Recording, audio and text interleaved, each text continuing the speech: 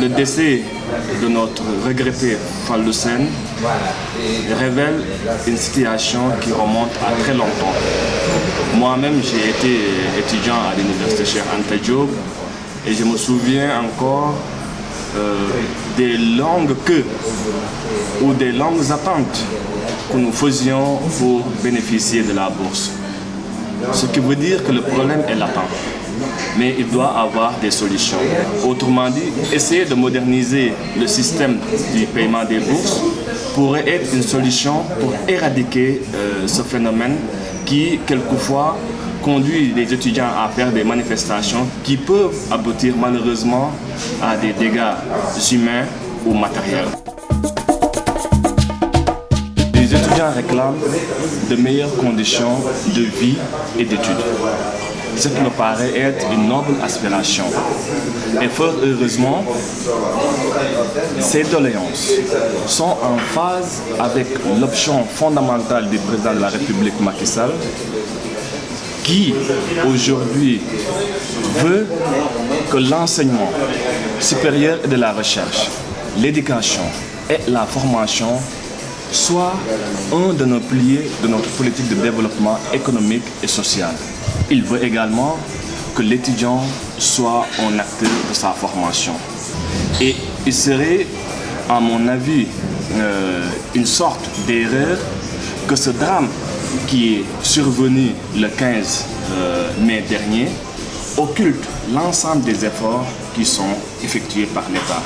Bien au contraire, il faudra qu'on encourage ces efforts pour que notre enseignement, pour que nos universités, je dirais, deviennent des universités d'excellence.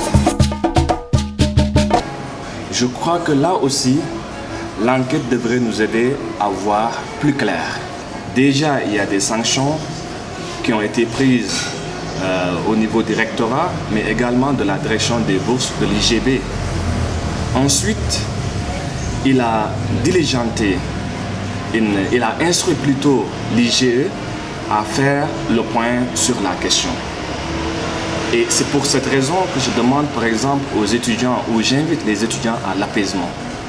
En attendant que cette enquête puisse suivre son cours et se terminer. Et c'est sur la base de ces résultats-là que le président pourra prendre les décisions qui s'imposent.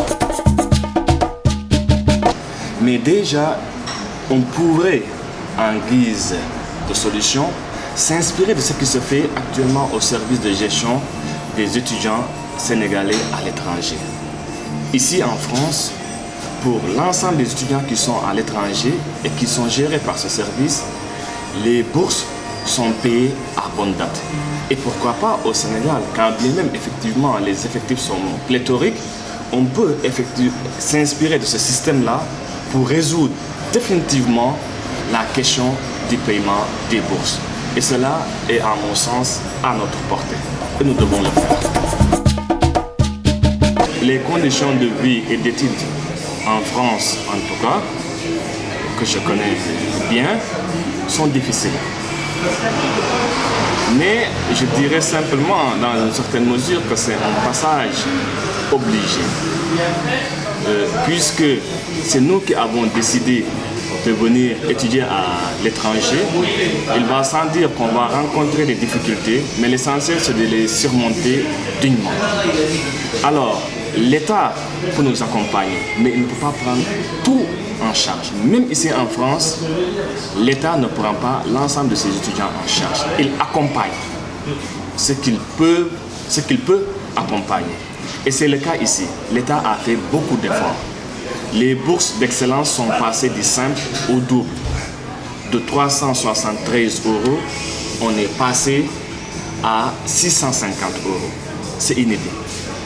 Et ça, c'est pour mettre l'étudiant qui a la mention de pouvoir étudier sans pour autant être contraint à occuper un travail qu'on appelle ici job étudiant.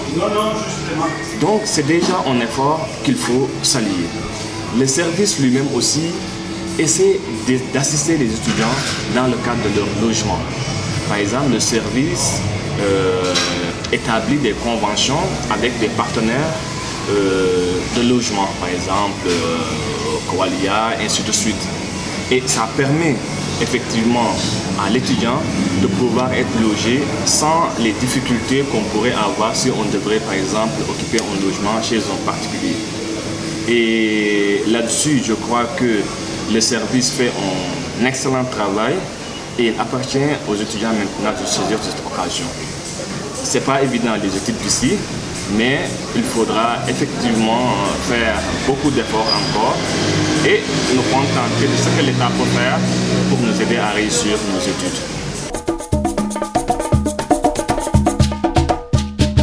Oui, au regard des parrainages, du système de parrainage que nous avions mis en place, Moïse avait 37 par exemple parrainages. Et donc ce qui donnait une bonne majorité par rapport au choix de nos coordinateurs.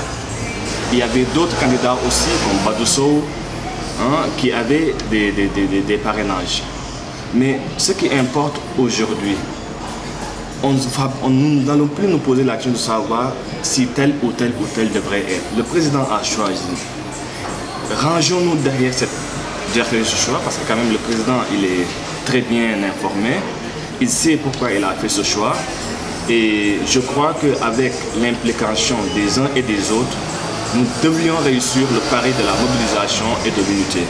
Et c'est le lieu d'ailleurs d'inviter notre nouveau coordinateur Amessa, que je félicite au passage, de faire tout pour rassembler, élargir et fédérer.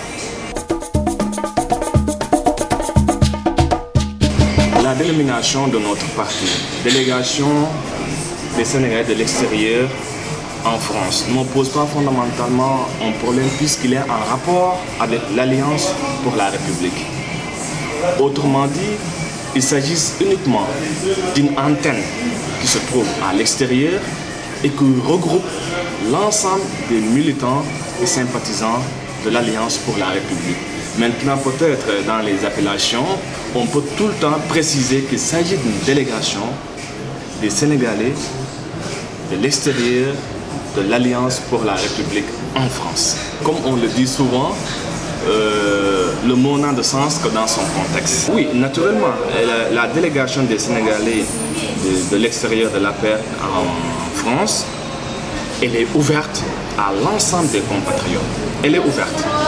Il faudrait maintenant y adhérer pour pouvoir être membre. Mais c'est politique, je veux dire. Naturellement, elle est politique. Tout à fait. Elle est politique et elle est ouverte. Merci, merci Émile. Merci beaucoup.